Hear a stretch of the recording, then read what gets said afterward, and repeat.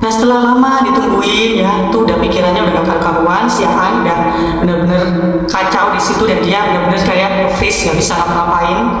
Sampai akhirnya waktu udah selesai lewat tadi dan hilang ya, tuh langsung hatinya tuh plus gitu. Jadi kayak lega gitu ya.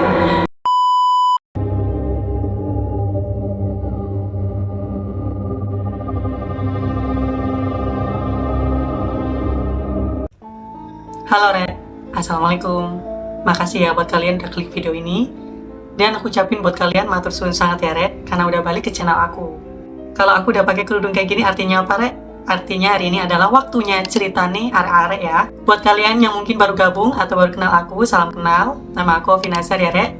Dan di channel ini tentu saja aku akan bahas baik kasus, insiden, ataupun tragedi yang bisa dibahas di sini yang belum pernah kalian ketahui sebelumnya. Dan khusus di episode kali ini, seperti biasa, kita akan menceritakan ceritanya arek-arek episode 2 ya. Untuk malam ini, kita dapat cerita dari My Arek-arek di Jombang yang bernama Aan ya. Kita sebut aja. Seperti apa ceritanya, penasaran kan? Langsung aja kita mulai. Ini dia episode kedua ceritanya arek-arek.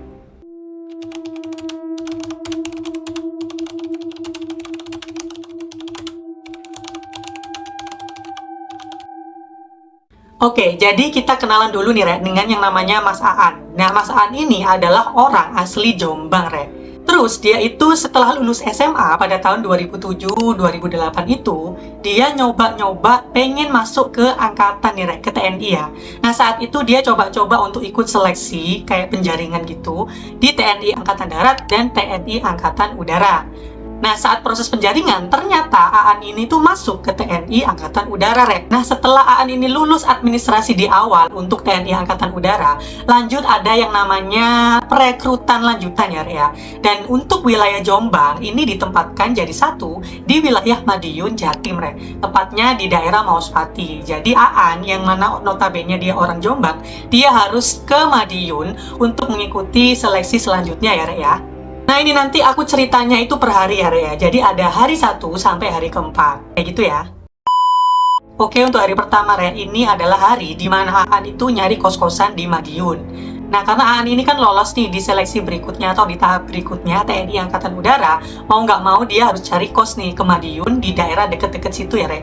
Karena biar dia itu nggak bolak-balik, dimanapun kan pasti butuh yang namanya mobile ya, entah itu misalkan seleksi yang hari keberapa atau mungkin seleksi apa, itu kan jadi dia nggak perlu tuh jauh-jauh dari Madiun ke Jombang, maka dia mutusin untuk cari kos-kosan di sekitar wilayah perekrutannya itu, di daerah Mauspatinya. Oke, jadi besoknya si Aan ini memutuskan untuk cari-cari kos nih Re, ditemani oleh kakaknya. Nah saat dia cari kos, itu dia pengennya kosnya itu di sekitaran lokasi perekrutannya ya Re ya. Jadi perekrutannya itu ada di Lanut Iswayudi, Geraha Dewanto, Mauspati, Madiun ya Re. Nah di daerah situ itu ada sebuah desa nih, sebuah desa tuh sebelah sana itu ada puskesmasnya kayak gitu, puskesmas desa itu ya. Desa itu ada gapuranya. Nah selisih 6 rumah dari gapura, nah di situ tuh si Aan dapat kosnya Re. Rumahnya itu menghadap ke arah timur, berwarna hijau, keramiknya warna hijau, terus rumahnya itu kan gede tuh ya. Nah ada pagernya itu pagar desa gitu loh Re, kanan kiri yang terbuat dari tembok, yang tengahnya itu bolong nggak ada pagernya gitu ya, bisa bayangin kan dari sini. Terus ada 2 jalan gitu di samping kanan kiri rumah yang menghubungkan ke rumah belakang, jadi kayak gitu rumahnya. Nah Aan milih di situ Re kos-kosannya karena di situ itu lumayan murah, terus lokasinya juga lumayan ya, tempatnya itu kayak ya lumayan gitu ya, dan dia sudah dapat sama makannya Re. Nah setelah akhirnya bertemu sama ibu kos, ngobrol-ngobrol, akhirnya deal, dan dia akhirnya balik lagi tuh ya ke Surabaya dengan kakaknya dan istirahat ke rumah kakaknya yang ada di Surabaya tadi Re. Oke, terus ya Aan ini kan posisi ada di rumah kakaknya di Surabaya. Terus malamnya dia mempersiapkan nih kira-kira perlengkapan atau dokumen apa aja yang perlu dibawa untuk besok kumpul gitu ya Re ya. Dan setelah itu dia istirahat tuh ya hingga masuk hari kedua ya Re. Saat pukul 3 pagi, dia berangkat dari Surabaya menuju ke Madiun melalui terminal Bungurasi ya Re, pakai bis yang cepat pada saat itu namanya Sumber Kencono. Itu dia berangkat dari Surabaya pukul 3 pagi, nyampe Madiun itu jam 6 pagi Re, di Lanut Iswayudinya. Dan akhirnya Aan nyampe nih di Lanut Iswayudinya, terus kumpul bareng teman-temannya di situ. Terus dia waktu itu kegiatannya itu kayak dikumpulin per peloton, jadi ada peloton 1, peloton 2, peloton 3 kayak gitu. Kemudian diajak keliling-keliling oleh instrukturnya dan seleksi administrasi tambahan seperti itu ya. Nah karena pesertanya ini lumayan banyak itu ya Re. Jadi seharian itu sampai sorean sekitar jam 4 sore. Itu nggak cukup ya waktunya. Akhirnya mau nggak mau harus dilanjutkan besok. Jadi besok instrukturnya itu menginstruksikan kepada para peserta semuanya bahwa besok kumpul kembali jam 9 pagi gitu ya di Lanut Iswayudi Re. Jadi akhirnya bubar nih jam 4 sore. Dan si Aan akhirnya pulang tuh ke kosnya, tidur di situ istirahat. Nah untuk hari kedua ini saat di kos itu nggak ada masalah ya Re. Jadi semua aman-aman aja, nggak ada kejadian apapun gitu ya. Masuk hari ketiga nih Re, Aan ini kan disuruh kumpul tuh sama peserta yang lain sesuai instruksi itu jam 9 pagi. Ya udah dia akhirnya kumpul kan. Terus kegiatan di sana sama dikumpulin per peleton, sama dilakukan pemberkasan atau pengumpulan dokumen atau seleksi dokumen yang kemarin nggak selesai gitu ya Re, dilanjutkan hari ini. Nah saat seleksi dokumen ini atau penyerahan dokumen itu si Aan kurang surat keterangan dari lurah Re. Jadi dia itu nggak ngelampirin surat keterangan dari lurah setempat, dan mau nggak mau dia akhirnya nanti harus balik ke Jombang untuk ngurus itu ya Re. Sedangkan saat itu diberikan waktu terakhir untuk ngumpulin berkas-berkas yang belum, itu terakhir besok, yaitu jam 6 kumpulnya Re. Ya udah akhirnya setelah kegiatan-kegiatan akhirnya bubar nih di jam 12 siang kan Re. Setelah bubar jam 1 siang Aan mutusin buat berangkat dari Madiun ke Surabaya ke rumah kakaknya tadi. Nah saat di situ Aan pamit nih ke kakaknya dan pinjem motor nih Re untuk dibawa ke Jombang. Ya udah akhirnya Aan pamit pinjem motor kakaknya untuk ke Jombang, itu berangkat sekitar pukul jam 3 sore. Kemudian saat di Jombang dia ngurus-ngurus, kemudian ke rumahnya Pak Lurah, minta tanda tangan, ngurus surat dan lain sebagainya, beres tuh ya. Dan habis itu langsung balik lagi ke Surabaya Rek, dan nyampe ke Surabaya itu sekitar pukul 9 malam. Oke, karena nyampe Surabaya jam 9 malam, akhirnya dia itu butuh untuk kumpul besok pagi jam 6 tuh Rek.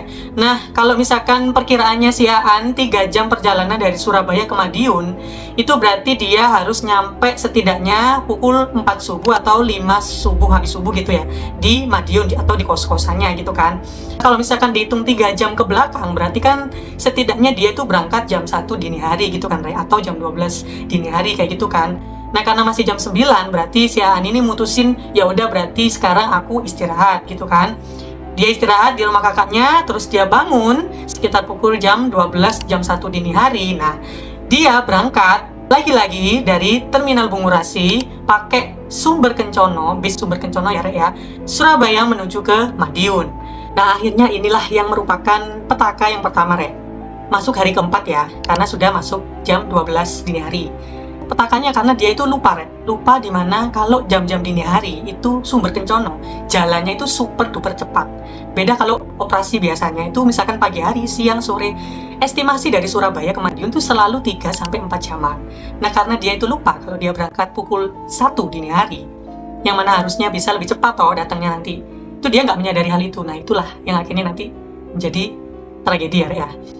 Oke, terus dia masuk tuh ke bus Sumber Kencono di Terminal Bungurasi ya, jam 1 dini hari. Terus kemudian di bis dia itu tidur kayak orang santai gitu ya, tidur kayak biasanya di bus. Dan dia pasti kan ngira bahwa nanti ya nyampe ke sana jam 4, jam 5 pagi gitu kan. Pas lah nanti di kos dia nggak usah bangunin ibunya atau gangguin gitu kan. Jam segitu biasanya kan orang-orang pasti udah pada bangun toh, ya karena habis subuh ya. Nah ternyata setelah perjalanan ini, dia kan udah diturunin tuh, nyampe Madiun diturunin tepat di Lanut Iswayudi di Geraha Dewanto. Nah saat dia turun Rek, dia lihat jam.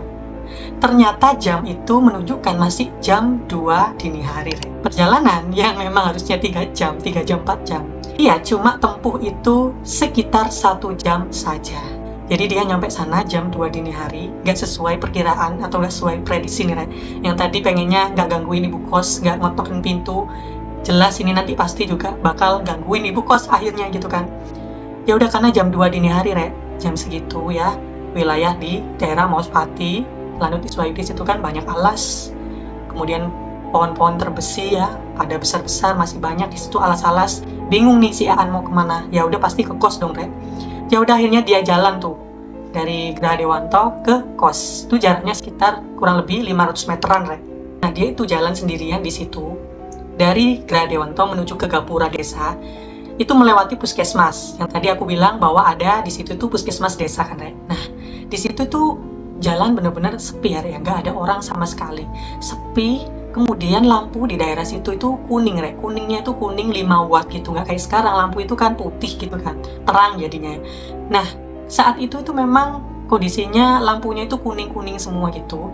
dan kuningnya tuh kuning 5 watt. Jadi kalian bisa bayangin ya, kayak burem gitu ya, kuningnya tuh kuning nggak seberapa terang gitu kan.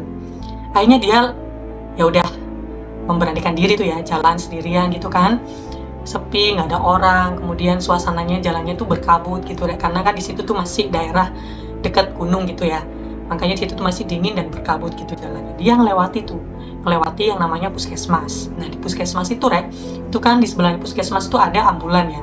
Ambulannya itu beda sama sekarang yang mobilnya itu udah bagus ya, udah kayak MPV kayak gitu ya, atau mungkin mobilnya udah upgrade yang lebih bagus gitu kan. Nah, zaman itu mobilnya itu masih cherry mobil cherry kotak yang bener-bener udah agak lama gitu ya, mobilnya lusuh gitu kan, sebelah puskesmas pas. Di situ hati dan pikirannya Aan itu udah berkecamuk nggak karu-karuan.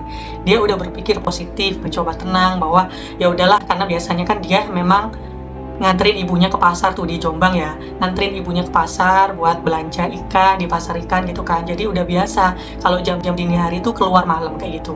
Nah, posisi ini dia sendirian, gak ada orang, bener-bener sepi. Tanaman-tanaman terong besi itu lagi menjulang pada tinggi-tingginya gitu ya, lampu juga masih pada kuning-kuning 5 watt. Jadi kalian bayangin aja kalau ada di posisi itu ya, pasti luar biasa kan ya. Aku juga udah bayangin tuh kayak wow gitu kan. Ya udah, si Ani ini tetap jalan kan, karena dia kan tetap mencoba positive thinking meskipun kayak dia itu udah mikirnya nggak karu-karuan ya, mikir aneh-aneh kayak gitu kan, karena dia itu memang takut banget gitu kan. Dia itu sering banget lihat ya makhluk-makhluk gitu ya, terus dia itu memang paling takut dengan yang namanya poci gitu ya.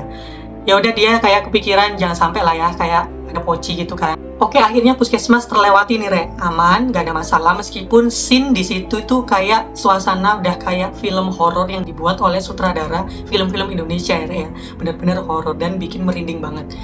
Oke, dia tetap jalan tuh terus menuju ke Gapura, melewati beberapa rumah dan akhirnya nyampe ke kos-kosannya tadi.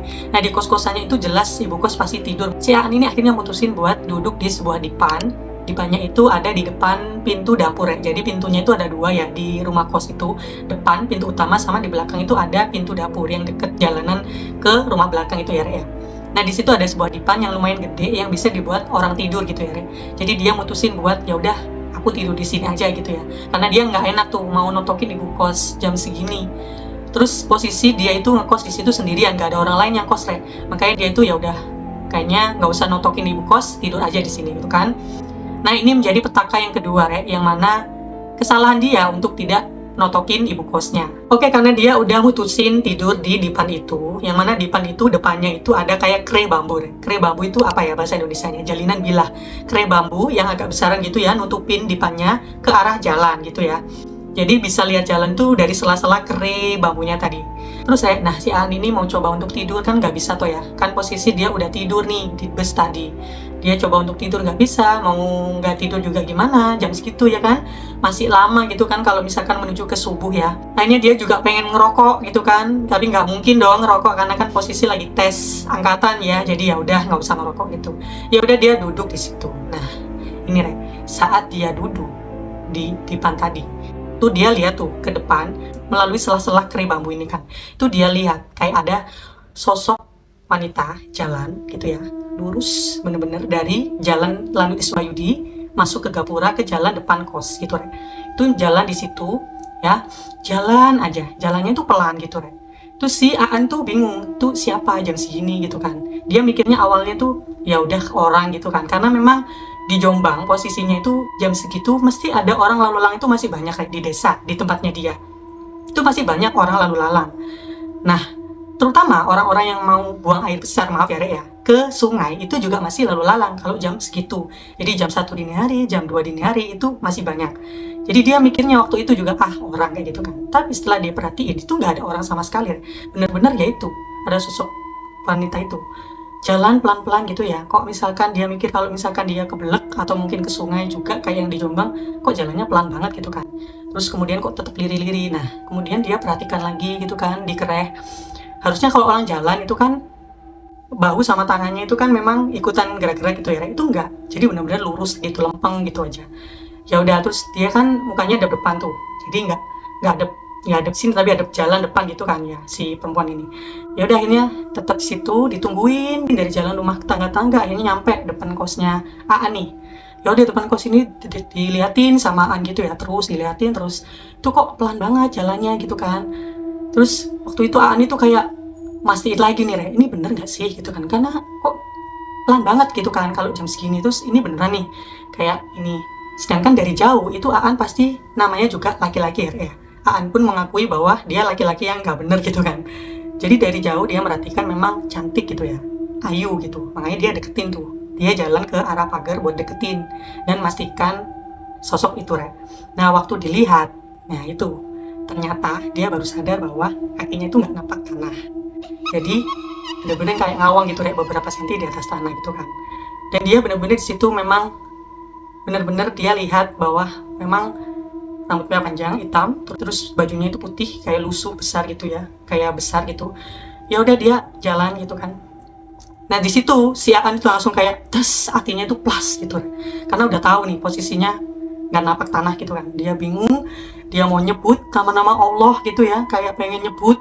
Dia tuh pengen nyebut tapi nggak bisa, kaku semua, udah bener-bener nge-freeze, nggak bisa sama sekali.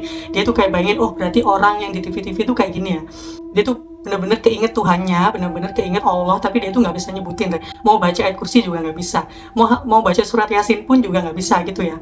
Jadi dia bener-bener udah nge-freeze banget di situ sambil nungguin jalan tadi ya. Ya udah akhirnya udah jalan lewat terus masuk ke gang yang sebelahnya itu menuju ke belakang gitu kan.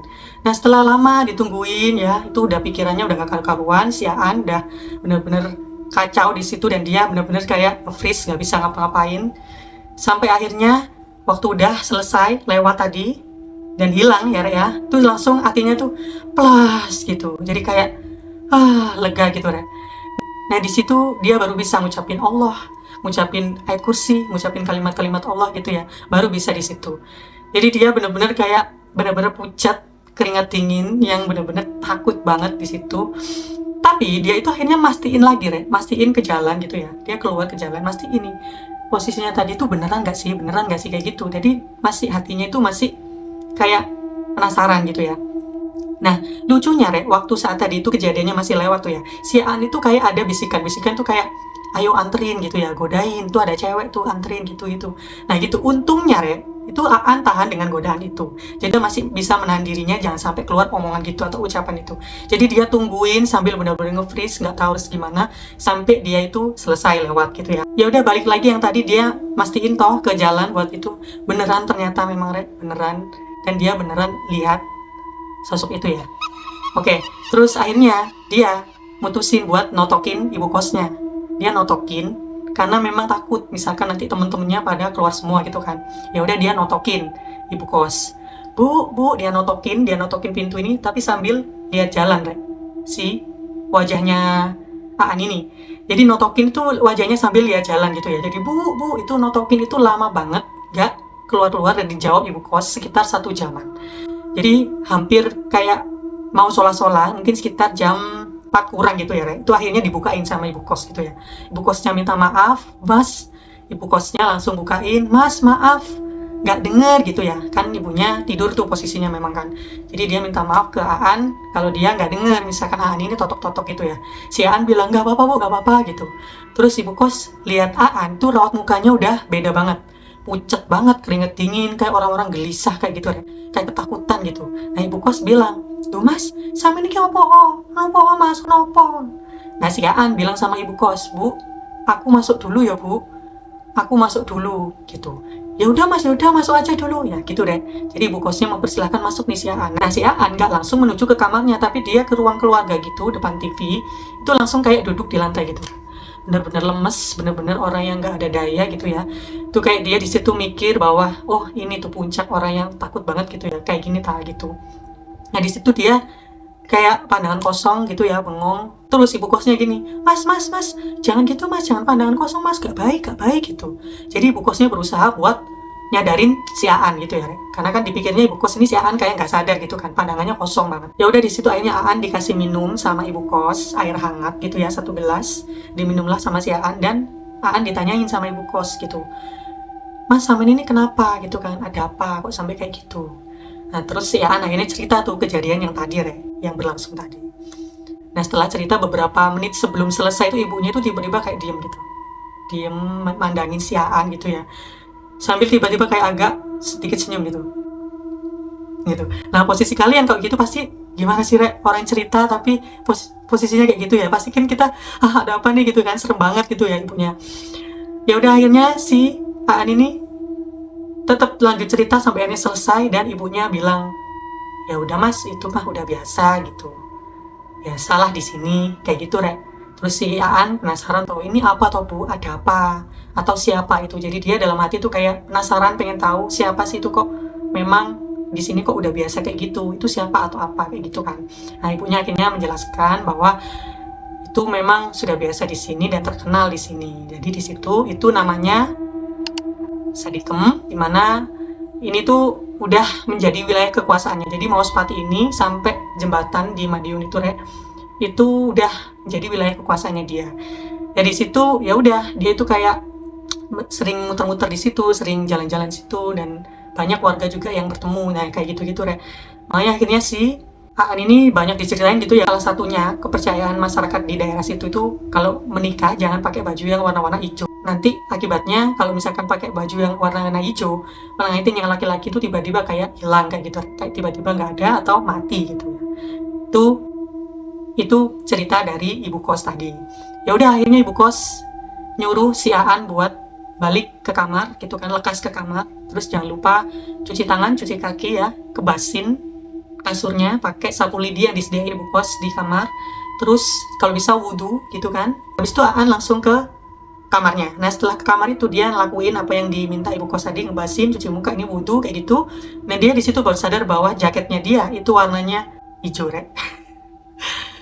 Ya udah akhirnya dia mencoba untuk tidur di kamarnya, itu tetap gak bisa tidur karena kan posisinya kamarnya itu kan di pinggir deket jalan yang tadi lewat itu ya.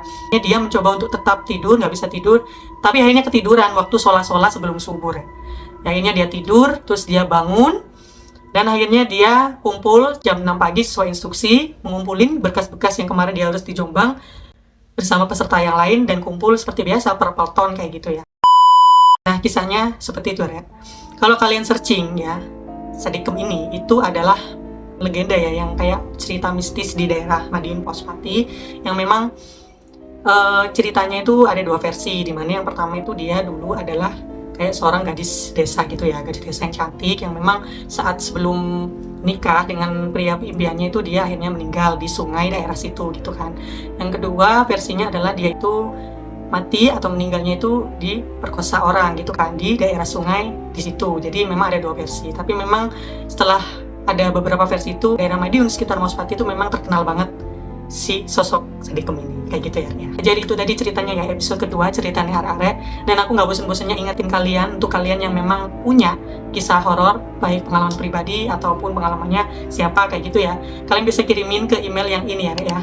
Nanti dari cerita yang aku pilih, yang bisa aku share di sini, akan aku kasih gift yang menarik buat kalian, oke?